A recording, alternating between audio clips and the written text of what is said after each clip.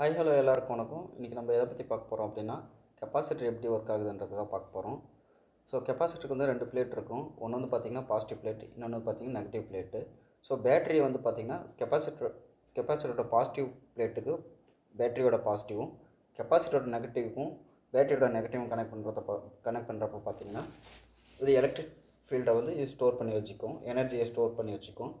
So இதோட main function பார்த்திங்கன்னா capacitor எதுக்கு யூஸ் பண்ணுறோம் பார்த்தீங்கன்னா எனர்ஜியை ஸ்டோர் பண்ணுறதுக்கு, வோல்டேஜை ஸ்டோர் பண்ணுறதுக்கு தான் இதை யூஸ் பண்ணுறோம்.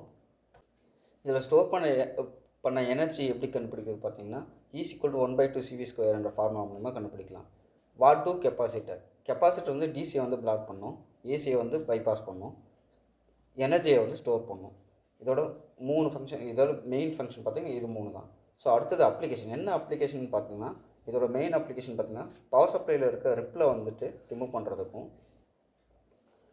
ஏதாவது அன்வான்ட் நாய்ஸ் இருக்குன்னா அதை ஃபில்டர் பண்ணுறதுக்கும், சிக்னல் கப்ளிங் இன் ஆடியோ சர்க்கியூட்ஸ்லேயும், ஸோ மோட்டார் ஸ்டார்டிங் அப்ளிகேஷன்லேயும் அதை வந்து யூஸ் பண்ணலாம் நம்ம. அடுத்த டைப் ஆஃப் கெப்பாசிட்டர்னு பார்த்திங்கன்னா மெயின் டைப்புன்னு பார்த்திங்கன்னா electrolytic capacitor, ceramic capacitor, tantalum capacitor. Electrolytic capacitor பார்த்திங்கன்னா 1EF to 100,000 UF வரைக்கும் இந்த ரேஞ்ச் இருக்கும்.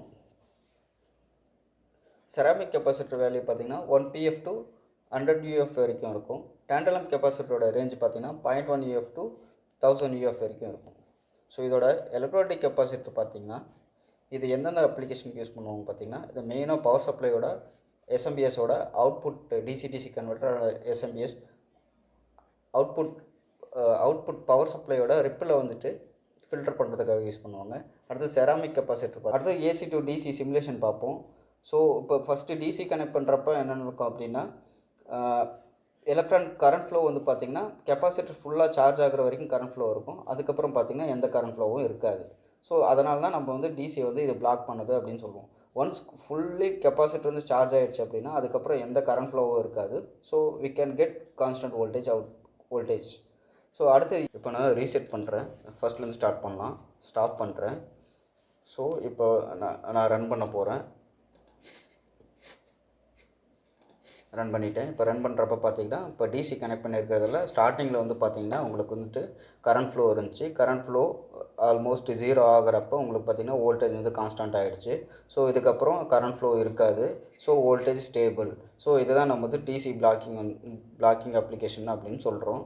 ஸோ அடுத்தது வந்து பார்த்திங்கன்னா ஏசிக்கு ஸ்விட்ச் பண்ணுறேன். ஏசிக்கு ஸ்விட்ச் பண்ணுறப்ப பார்த்திங்கன்னா ஏசியோட ஆல்டர்னேட்டிங் கரண்ட்ன்றதால இது டிஸ்சார்ஜிங் வந்து கண்டினியூஸாக நடந்துகிட்ருக்கு. இங்கே பாருங்கள். ஸோ வோல்டேஜ் உங்களுக்கு வந்து பார்த்திங்கன்னா பாசிட்டிவ் நெகட்டிவ் மாறி வரதால் உங்களுக்கு கரண்ட்டும் பார்த்திங்கன்னா பாசிட்டிவ் நெகட்டிவ் டிஸ்சார்ஜிங் வந்து நடந்துகிட்ருக்கு. ஸோ இங்கே கிளியராக உங்களுக்கு தெரியுது. ஸோ ஏசியை வந்துட்டு இங்கே வந்துட்டு பாஸ் பண்ணுது கெப்பாசிட்டர், இங்கே டிசியை வந்து பிளாக் பண்ணுது. ஸோ அதனால தான் சிம்பிளாக வந்து பார்த்திங்கன்னா எப்பயுமே கெப்பாசிட்டரோட அப்ளிகேஷன் ஏசியை வந்து பிளாக் ஃபங்க்ஷன் வந்து பார்த்திங்கன்னா ஏசியை வந்து பாஸ் பண்ணும், டிசியை வந்து பிளாக் பண்ணுன்றதோட சிமுலேஷன் தான் இப்போ நீங்கள் பார்த்துட்ருக்கீங்க. ஸோ இதோட இன்னொன்று சிம்பிளாக இதோட எக்ஸ்ப்ளனேஷன் என்ன நான் என்னோடய எக்ஸ்பீரியன்ஸில் சொல்ல விரும்புகிறேன் அப்படின்னா இது ஆர்சி டைம் கான்ஸ்டன்ட் அப்படின்னு சொல்லுவாங்க. ஸோ இங்கே கெப்பாசிட்டர் இங்கே 200 EF இருக்குது. ஸோ சீரியஸில் வந்து 100 ohms போட்டிருக்கோம்.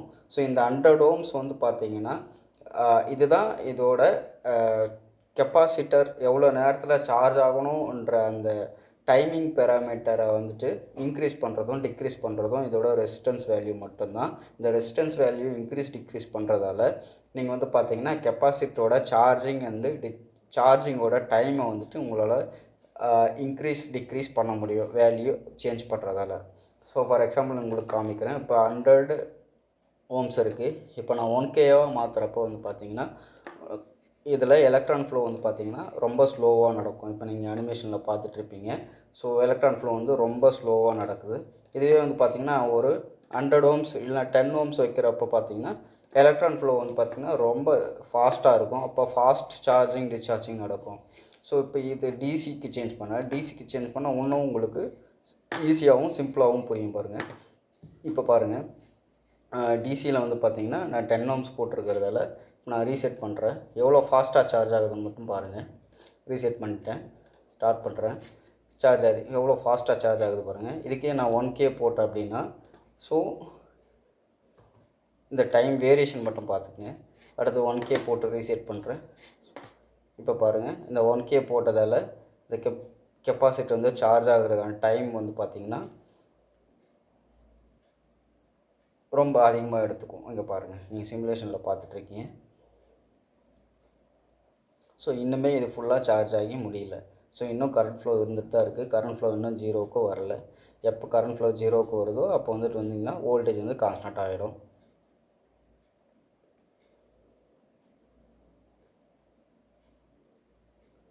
ஸோ இப்போ வோல்டேஜ் கான்ஸ்டன்ட் ஆகிடுச்சு. ஸோ தேங்க்ஸ் ஃபார் வாட்சிங். ஸோ இந்த வீடியோ உங்களுக்கு பிடிச்சிருக்குன்னு நினைக்கிறேன். இதுபோல் இன்னும் அதிகமான பேசிக் வீடியோ பார்க்க என்னோடய சேனலை ஃபாலோ பண்ணுங்கள். தேங்க்ஸ் ஃபார் வாட்சிங்.